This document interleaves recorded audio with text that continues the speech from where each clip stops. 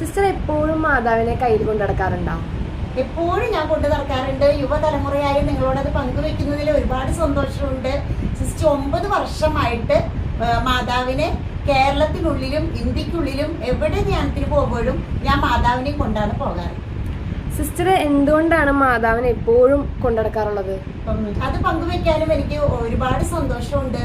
മാതാവിനെ എപ്പോഴും കൊണ്ടു നടക്കുന്നത് എന്തുകൊണ്ടാണെന്ന് ചോദിച്ചാൽ, ലൂക്ക 1:46 അമ്മ തന്നെ മറിയത്തിന്റെ സ്തോത്രഗീതത്തിൽ പറയുന്നുണ്ട്, തലമുറകൾ തോറും ഞാൻ ഭാഗ്യത. അപ്പൊ തലമുറ തോറും തലമുറകളിലേക്കും മാതാവിനെ എത്തിക്കുക, മാതാവിന്റെ ഈ ഒരു പ്രത്യേകത അറിയിക്കുക, എത്തിക്കുക, മാതാവിനെ കുറിച്ച് യുവജനങ്ങളുടെ മനസ്സിൽ പതിക്കുക എന്നുള്ളതും വലിയ, ആരും കണ്ടുമുട്ടുമ്പോഴും മാതാവിനെ കൊടുക്കാന്ന് പറയുമ്പോൾ സിസ്റ്ററുടെ ജീവിതത്തിൽ തന്നെ ഒരു വലിയ മരിയൻ സാക്ഷ്യമുണ്ട്.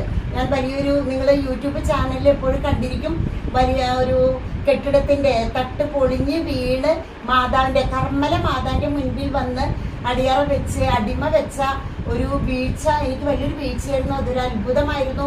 അത് ന്യൂഷീറ്റിൽ വെച്ചാണ് നടന്നത്. അന്ന് തന്നെ എന്റെ വീട്ടിലേക്ക് മടക്കി വിടേണ്ടതായിരുന്നു, പക്ഷെ മാതാവ് രക്ഷിച്ചു. അതുപോലെ അമ്മ തന്നെ 15 വർഷമായിട്ട് കാർമൽ എന്ന പേര് എനിക്ക് വേണ്ടി കാത്തു വെച്ചു. വേറെ ആരും ആ പേരെടുത്തില്ല. ഞാൻ ഉടുപ്പിടുന്നത് വരെ 15 വർഷം ആ പേര് വേറൊരാൾ കൊടുക്കാതെ അമ്മ സൂക്ഷിച്ചു വെച്ചു. അങ്ങനെ മാതാവിനോടുള്ള ഭക്തി, അതുപോലെ എവിടെ ധ്യാനത്തിന് ചെന്നാലും ആദ്യമായി മാതാവിന്റെ ഈ മരിയൻ സാക്ഷ്യം പറഞ്ഞുകൊണ്ടാണ് സിസ്റ്റർ ധ്യാനം ആരംഭിക്കുക. ഇനി ആർക്കെങ്കിലും എന്തെങ്കിലും ചോദിക്കാനുണ്ടോ?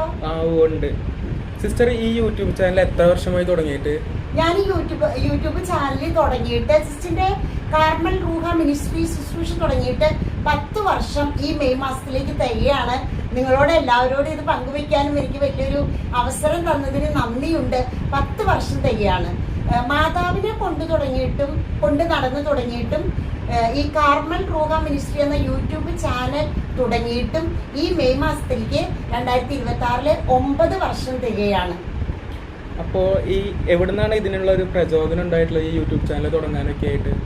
ശുശ്രൂഷകൾ തുടങ്ങിയപ്പോൾ കൗൺസിലിങ്ങിലൂടെ, ഗിഫ്റ്റഡ് കൗൺസിലിങ്ങിന്റെ ഒരു ഇതാണ് സിസ്റ്റർ ചെയ്യുന്നത്. എവിടെ ചെന്നാലും അതിലൂടെ ഒരുപാട് മക്കളെ അല്ലെങ്കിൽ മാതാപിതാക്കളെ കുഞ്ഞുങ്ങളെയൊക്കെ കണ്ടുമുട്ടുമ്പോൾ മൊബൈലിന്റെ അമിത ഉപയോഗം, അതാണ് സിസ്റ്റിനെ മൊബൈല് അഡിക്റ്റഡ് ആണ്. അപ്പൊ സിസ്റ്റർ വെള്ളക്കണ്ണിയിലേക്ക് ധ്യാനം കൊടുക്കാനൊക്കെ ആയിട്ട് ട്രെയിനിൽ പോകുമ്പോഴും അപ്പാപ്പൻ, അമ്മാമ്മ, ഭാര്യ ഭർത്താക്കന്മാര്, ചെറുപ്പക്കാര്, യൂത്ത്, ചെറിയ കുട്ടികളെ ഭക്ഷണം കഴിക്കുന്നത് പോലും മൊബൈൽ ഓണാക്കി കൊടുത്തിട്ടാണ്.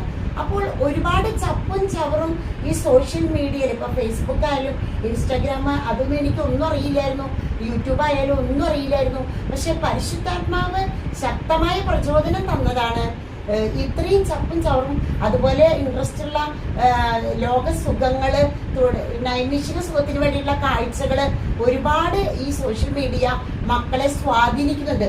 വെരി അട്രാക്റ്റീവ് ആണ്. അത് സമയം പോകുന്നത് അവരറിയുന്നില്ല.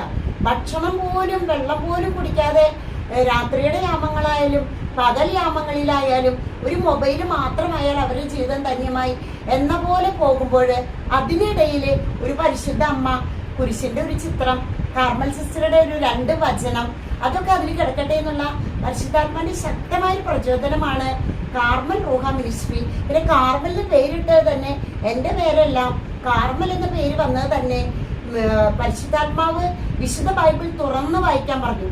അങ്ങനെ മിക്ക പ്രവാചകന്റെ പുസ്തകം അധ്യായം 7 14 തിരുവചനത്തിലെ കാർമലിന്റെ താഴ്വരയിൽ നിന്നിട്ട് ഒരു ദൈവവചനമാണ് പ്രചോദനം.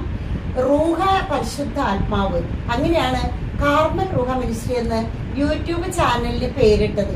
അതാണ് നമുക്ക് പ്രചോദനമായിട്ട് കിട്ടിയത്. ഒരുപാട് നന്ദിയുണ്ട് ഇത്രയും ഈ യൂത്തിനോട് പങ്കുവയ്ക്കാൻ സാധിച്ചതിൽ.